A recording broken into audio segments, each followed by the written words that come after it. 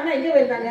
ஏண்டி எப்படியோ ஒரு வழியா நக்கா தூங்குனதையும் எழுப்பி ஏய் நம்ம நேத்து கூட இப்படி இல்லடி. அம்மா எப்படி இருக்கு தெரியுமா? உங்களுக்கு கப்பு வந்துச்சா? எந்த கப்பு? என்ன கப்பு? டீ கப்பு வந்துச்சு. டீ கப் எதுக்கு? நீ குடிச்சோம் டீ கப்ல. நான் தான் குடிக்கவே இல்ல. ஏன்? வெளிய வந்து வேலை செஞ்சுட்டு இருந்தேன். என்ன வேலை செஞ்ச? இதெல்லாம் மயக்கிட்டு இருந்தேம்மா. யாருக்கும் மயக்க மாட்டாங்க. வெளிய வந்தல. எப்படியோ மயக்கிட்ட. வெளியில வந்து மயக்குற. அட இப்ப அந்த இடத்துல பார்த்த உடனே எப்படி தெரியுமா இருக்கு? அடியே எப்படி மறைக்கிறது? ஏய் யாப்பா ஒரு மாதிரியா என்ன விஷயம்? உன்னை பார்த்தா ஜெரி எதிர்ச்சு. அவர் இந்த பக்கம் போயிடுவாரு. ஏய் அவங்கெல்லாம் உன்னை பார்த்து மயங்க மாட்டாங்க. உன்னை பார்த்தா அவங்க ஏமாந்து வருவோம்னு நல்லா தெரியும். என் குழந்தையார் வந்திருக்காரு பாரு. என்ன? ஆமா அடியே இங்க பாரு. என்னடி மரத்துல எல்லாம் மழை. எத்தனை தண்டி பூ இந்த பூ தலையில வச்சு கவனிங்க. கட்டி பிடிச்சிருவாரு பாத்துங்க. சுபாலியை சேர்ந்த அண்ணன் இளங்கோவன் அவர்கள் எனக்காக 100 ரூபாய் அனுப்பிவிட்டுள்ளார்கள். அன்புக்கு பெரும்படுத்தி அன்பு அண்ணா அவர்களுக்கு நன்றி. நன்றி வணக்கம். நன்றி நன்றி. எங்களுக்கு ரொம்ப வருத்தமா இருக்கு. அம்மா விளையாடுவோம். நன்றி நன்றி. ஏன் தெரியுமா? நம்ம கருவூர் சங்கத்துக்கு நம்ம கருவூருக்கே ஒரு பெருமைக்குரிய வந்து அன்பு மகன் நம்ம பிரகாசுக்கு அன்பளிப்பு கொடுத்திருக்காங்க. நன்றி சொல்லுங்கடி. நன்றி நன்றி நன்றி. ஆமா ஏன் தெரியுமா? இந்த இதெல்லாம் என்ன பூவா இருக்கு? இது வந்து ரொம்ப நாளாவே எனக்கு சந்தேகம். இந்த ரவுண்டு பூ என்ன பூடி? பூ உனக்கு தெரியுமா? இந்த பூவு மல்லிகை பூவா? இந்த பூ தலையில வச்சோம்னு வச்சுக்குவேன். இந்த பூ தலையில வச்சோம்னா இப்படிலாம் நடக்க மாட்டான். இப்படித்தான் நடக்கணும். இந்த மரமும் என்ன மரம்னு கண்டுபிடிக்க முடியல. ஏண்டி மரம் வளைஞ்சது யாருன்னு தெரியல. இந்த பூ என்னன்னு அவருக்குமே தெரியல. மரவண்டுக்கு தெரியாம கும்பிட்டுட்டியா? ஆனா உங்கள்கிட்ட போய் இந்த பூவை பத்தி கேட்கற பாரு. தெரிஞ்சுக்கலாம்னு கேட்டா இன்னும் பதில் சொல்லணும். ஆம்பளை பூ பிறப்பு, பொம்பளை பூ குஷ்பு. இந்த அவங்க ரெண்டு பேரும் உசுப்பு. ஆமா இந்த இடத்துல பார்த்த உடனே என் உள்ளமே எங்கெங்கயோ போகுது. எப்படிமா கண்ட பக்கம் போக விடாதீங்கம்மா. பக்கம் தான் உள்ள நல்லா இருக்கும். மாமாவுக்காகவே இந்த உள்ள இருக்கணும் மாமா. மாமா உள்ள இருக்குது. என்னுடைய உள்ளம் கொள்ளை கொண்டு போகுதுடி. போயிச்சா கொள்ள போச்சா? உள்ளம் கொள்ளை போகுதே உண்மையின் பொங்கானுதே தெல்லு தமிழ்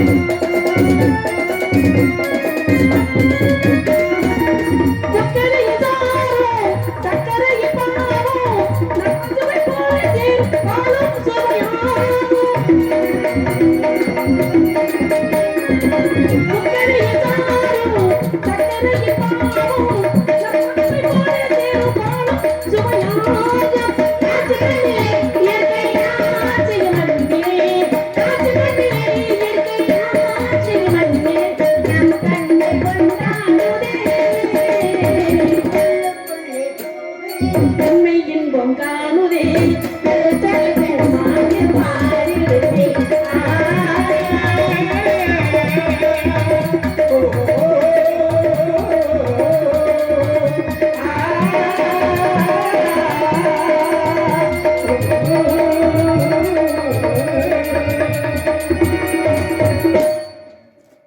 அடே அப்பா எப்படி சொல்ல தெரியுமா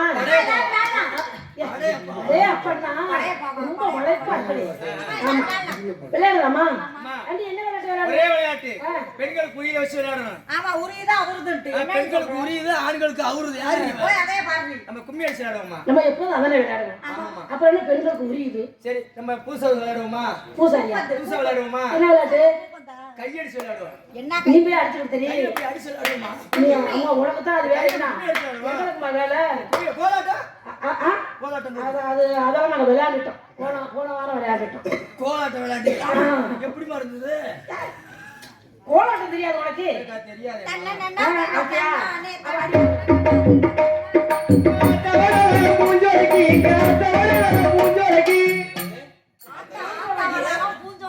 ஆத்தா பூஞ்சோலைக்கு வர்றாங்களா? எந்த ஆத்தா? தலைமஞ்சாய் பூஞ்சோலைக்கு வரும்ல? அதை சொல்லு சரி இப்ப விளையாடுவோமா தன்னை நானே நானே நானே அம்மா தானே நன்னே நானே நன்னே தன்னை நானே அம்மா தானே நன்னே நானே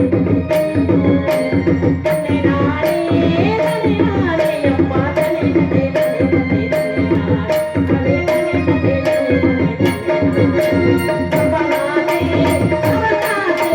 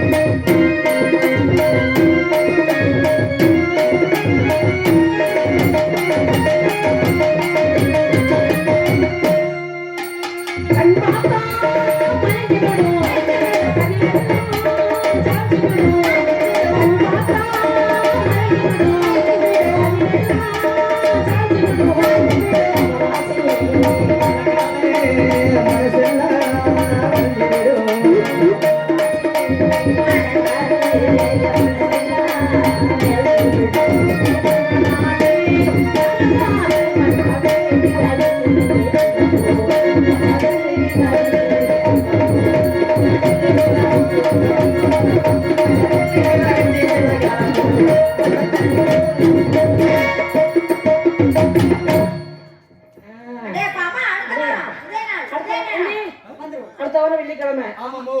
இங்க வா ஆ, ஆ. என்ன எல்லாம் லைட் எல்லாம் நிறுத்தி போட்டு படுத்து தூங்கிடுவாங்க அடுத்த வாரம் வெள்ளிக்கிழமை வந்தாலும் அந்த நம்ம போடுற ரசம் அவங்க நினைச்சுக்கிட்டே இருக்கணுமா? அடுத்து வந்துட்டு வந்தோமா? தானே நீ பாட்டு இங்க வந்துடாத என்ன நான் அட்வான்ஸ் கொடுத்தா வருவேன், அட்வான்ஸ் கொடுத்தா வருவேன். சரி போயிட்டு வருவோமா எல்லாரும் போ. அடுத்த வாரம் இதே நாள் இதே நேரம் வர்றேன். வேண்டாமா போயிட்டு வரட்டா?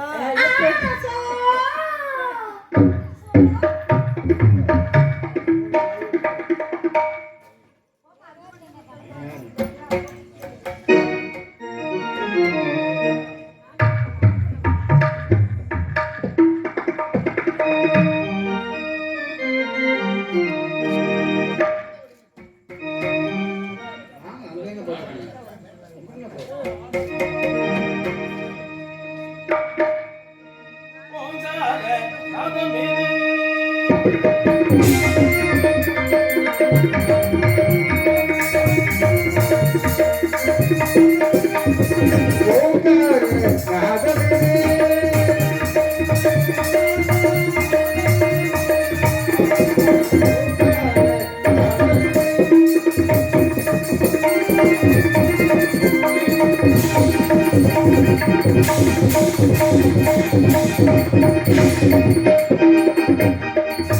ஹலோ தெய்வம் ஓங்கார நாதம் இது ஓங்கார நாதம் இது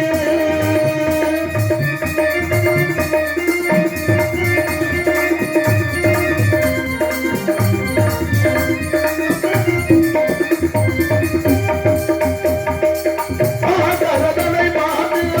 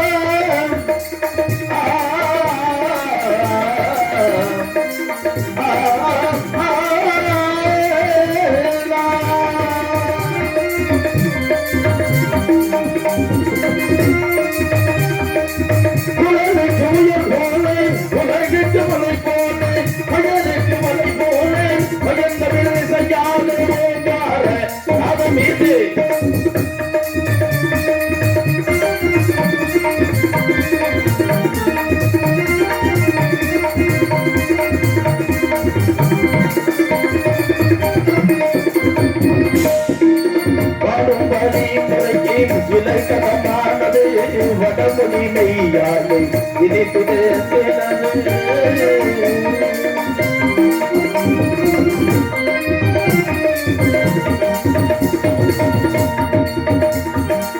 வானொலி முறைக்கு இலக்கணமானது வடமொழி மெய்யாலை இனித்தினதே நதி வானகமும் எனக்கு திறமல் கொண்டது அவருக்கு பொதுவான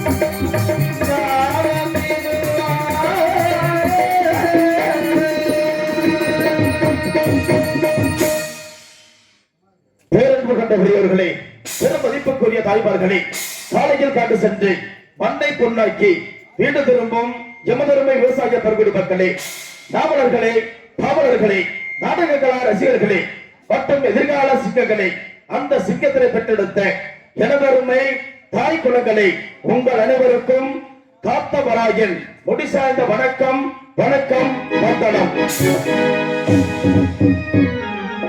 எத்தனை இருந்தாலும் அனுகிரகம் வழங்கக்கூடிய எமது முருகப்பெருமானை வழங்கப்பட்டு புறப்படுகின்றேன் என்னுடைய கதைக்கு.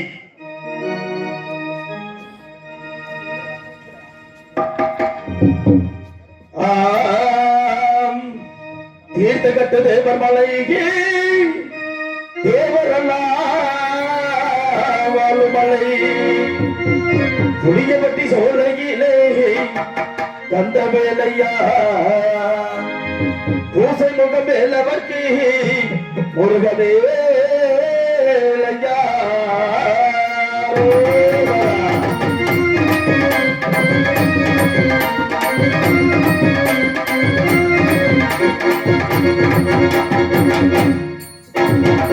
தீர்த்தகட்டு தேவர் மலை தேவரெல்லாம் வாழும் மலை தீர்த்தகட்டு தேவர் மலை தேவரெல்லாம் வாழும் மலை புளியப்பட்டி சோழகிலே கந்த வேலையா உனக்கு முகம் மேலவர்க்கு முருகவேலையா.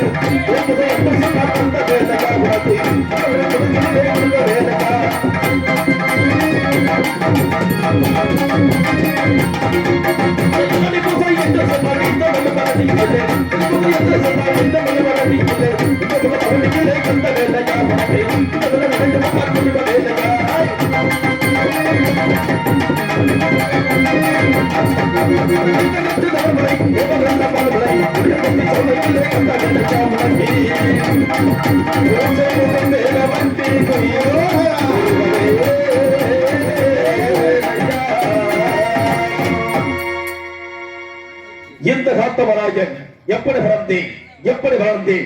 இந்த காத்தவராயனுடைய தாய் யார், தந்தை யார் என்று கேட்டால் எமது தந்தை இந்த 14 லோகத்தையும் கட்டி ஆளக்கூடிய சிவபெருமான் எனது தந்தை.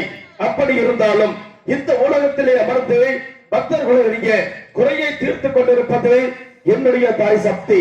அப்படி இருந்தாலும் நான் எப்படி பிறந்தேன் என்றால், ஒரு நாள் வேலையிலே உலக சஞ்சாரிய நாரத மகாமுனிவர் செய்த குற்றம்.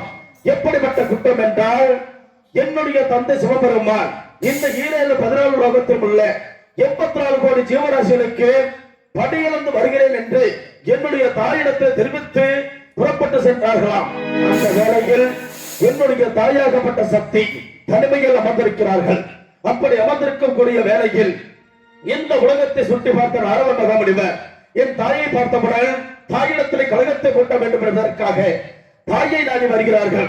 வந்ததும் வராதுமாக தன்னுடைய கணவன் எங்கே சென்று விட்டார்கள் சக்தி என்று கேட்கையில், அனைத்து ஜீவராசிகளுக்குமே படியிழந்து விட்டு வருவதற்காக இப்பொழுதுதான் புறப்பட்டு சென்றார்கள் சாமி என்று தெரிவித்தார்களாம்.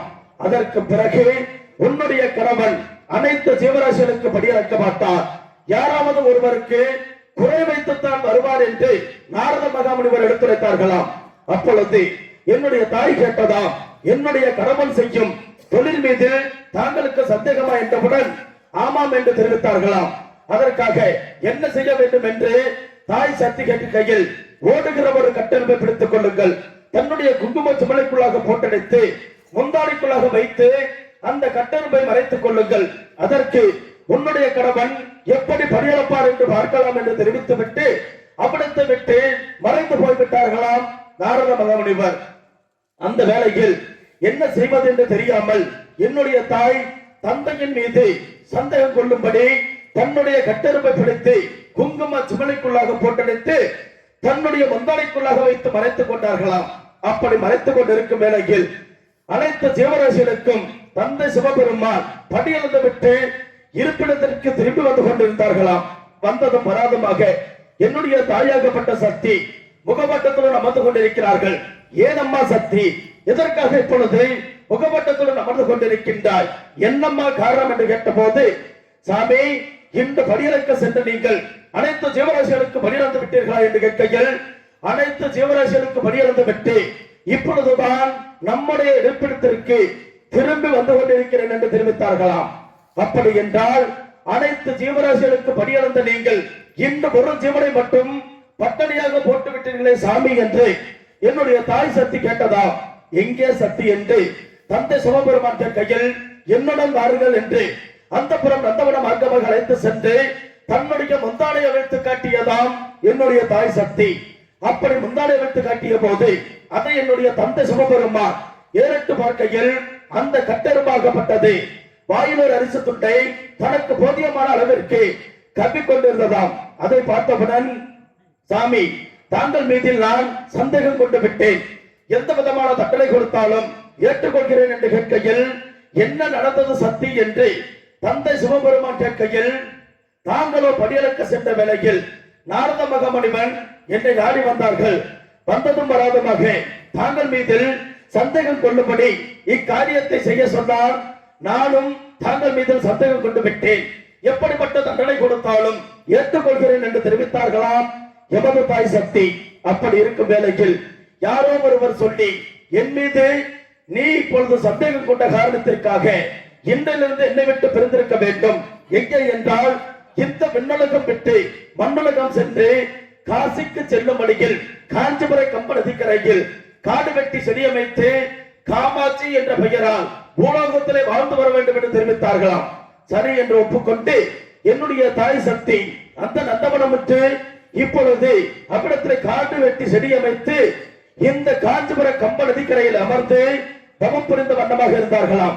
அப்படி தவம் புரிந்தாலும் கூட என்னுடைய தாய் அன்னகாமாட்சியின் உருவத்தை கொண்டு அவ்விடத்திலே அமர்ந்து தவத்தை புரிந்து கொண்டிருக்கும் வேளையில் என்னுடைய தாயாகப்பட்ட அன்னகாமாட்சி கேட்டதா, என்னதான் இருந்தாலும் நான் ஒரு பெண்மணி அல்லவா, பெண்மணியாக இருந்தாலும் இந்த பூலோகத்தில் தனித்து வாழ முடியாது, எனக்கு ஒருவன் துணை வேண்டும் என்று கேட்டார்களாம். அப்பொழுது தந்தை சிவபெருமான் எடுத்துரைத்தார்களாம்.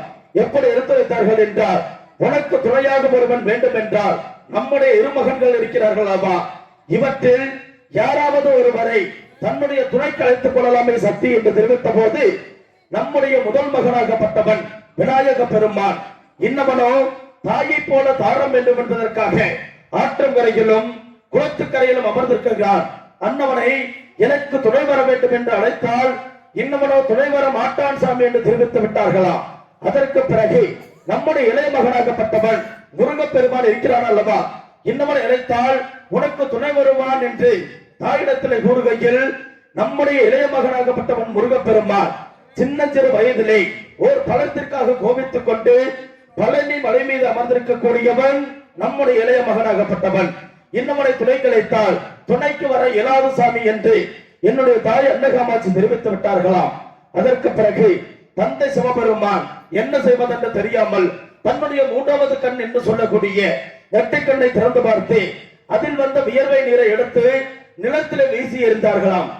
அப்படி வீசி எறிந்த போது அந்த வியர்வை நீராகப்பட்டது முத்துக்களாக சென்று நிலத்திலே விழுந்ததாம். அந்த வியர்வை முத்துக்களில் உருவாக்கப்பட்டவன் தான் இந்த காத்தவராயன். அப்பொழுது அந்த வனத்திலே பிறந்த எனக்கு வனம் காத்தான் என்றும் வனத்தை காத்து வரக்கூடிய காரணத்திற்காக காத்தவராயன் என்று பெயர் சூட்டினார் எமது தந்தை சிவபெருமான். இருந்தாலும் தந்தையை இப்பொழுது என்னை படைக்கப்பட்ட காரணம் என்னவென்று சிவபெருமான் இடத்தில் கேட்கையில் உன்னுடைய தாய் அன்னகாமாட்சி இன்னவளோ காஞ்சிபுர கம்ப நதிக்கரையில் காடு வெட்டி சரியமைத்து பாராதவம் புரிந்து வருகின்றாள். இன்னவளுக்காக துணை செல்ல வேண்டும் மகனே என்று சொன்னார்கள்.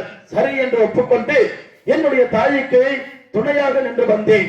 அப்படி இருந்தாலும் கூட என்னுடைய தாய்க்கு வெள்ளிகள் தோறும் பூஜைகள் செய்வது வழக்கம். அப்படி பூஜைகள் செய்வதாக இருந்தால் மலர்கள் வேண்டும் என்பதற்காக என்னுடைய தாய்க்கென்று ஒரு நந்தவனம் அழைத்து வந்தேன். எப்படிப்பட்ட நந்தவனம் என்றால் மல்லிகை, இருவாச்சி, ஜாதி மல்லி, மறிக்கொழுந்து என்று சொல்லக்கூடிய மலர்களை எல்லாம் ஒன்றாக சேர்த்து ஒரு நந்தவனமாக அமைத்து அந்த நந்தவனத்தினை கண்ணும் கருத்துமாக காவல் பார்த்து வந்தேன். அப்படி காவல் பார்த்து வந்தாலும் என்னுடைய நந்தவனம் அந்தியில் பார்த்தால் பூத்திருக்கும், காலையில் பார்த்தால் மலர்கள் எல்லாம் காணாமல் போய்விடும். இப்படிப்பட்ட மலர்கள் எப்படி காணாமல் போகிறது என்று பார்ப்பதற்காக ஒரு நாள் வேளையில் இரவு நேரத்தில் சரம் கொண்டா மரத்திலே ஏறி நின்று காவல் பார்த்துக் கொண்டிருந்தேன்.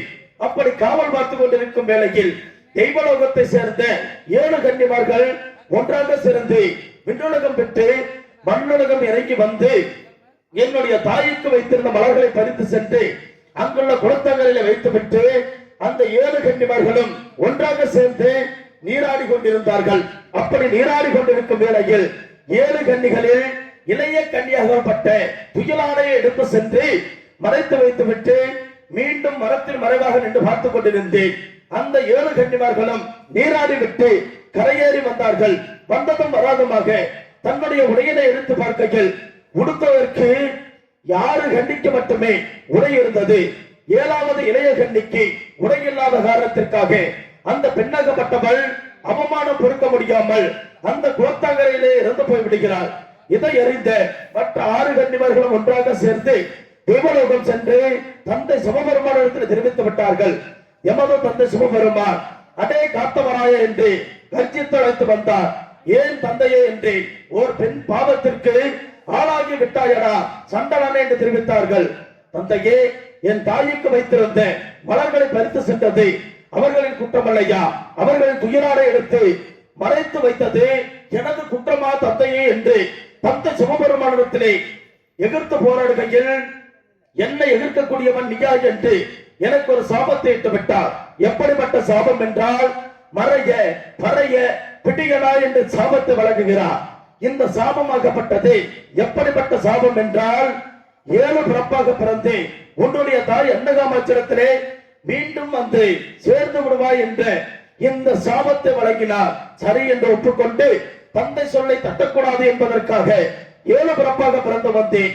அதாவது முதலில் யானை வயிற்றில் பிறந்தேன், 2வது சிங்கத்தின் வயிற்றில் பிறந்தேன், 3வது புலி வயிற்றில் பிறந்தேன், 4வது மான் வயிற்றில் பிறந்தேன், 5வது சிகப்புடியான் ராமத்தோட்டிக்கு மகனாக பிறந்தேன், 6வது காளிக்கு மகனாக பிறந்து காத்தவராயன் என்று மீண்டும் பெயர் சூட்டி 7வது முறையாக தவத்திலே அமர்ந்திருக்கக்கூடிய என் தாய் அன்னகாமாட்சியை தட்டி எழுப்ப வேண்டும் என்பதற்காக ஒரு கீரை தண்டாக ரூபம் எடுத்து தாய் முகத்திலே மோதுகையில் என் மகன் காத்தவராயனை தவிர வேறொரு முகத்திலே விழிக்க மாட்டேன் என்று மோதிய என்னை சுட்டெரித்து ஊஞ்சலிலே போட்டு தாளாட்டி கொண்டிருந்தார்களாம். அந்த வேளையில் கொல்லிமலை கன்னிமார்கள் என்று சொல்லக்கூடிய கன்னிமார்கள்